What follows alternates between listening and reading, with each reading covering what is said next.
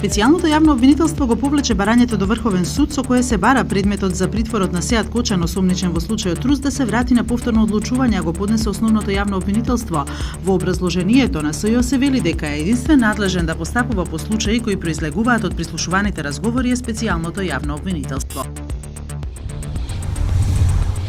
Председателот на Европската народна партија Џозеф Дол, во која како придружен член се наоѓа ВМРО-ДПМ на единеска од Конгресот на Малта, изјави дека е загрижен поради корупцијата и зависното судство на Балканот и најави борба во наредните месеци против овој феномен. Вчера германскиот европски пратеник Кнут Флекенштајн рече дека сите во Македонија треба да знаат дека никој во Европската унија и во Европската народна партија не ја поддржува политиката на Груевски. Постојаниот представник на Велика Британија во Европската унија Тим Бароу денеска му го врачи писмото на председателот на Европскиот совет Доналд Туск, во кој ја известува Европската унија за намерата на Британија да го напушти блокот. Бароу го предаде писмото од премиерката Тереза Меј на 6 страници, со што официјално започна процесот за излез на земјата од унијата по 44 години членство.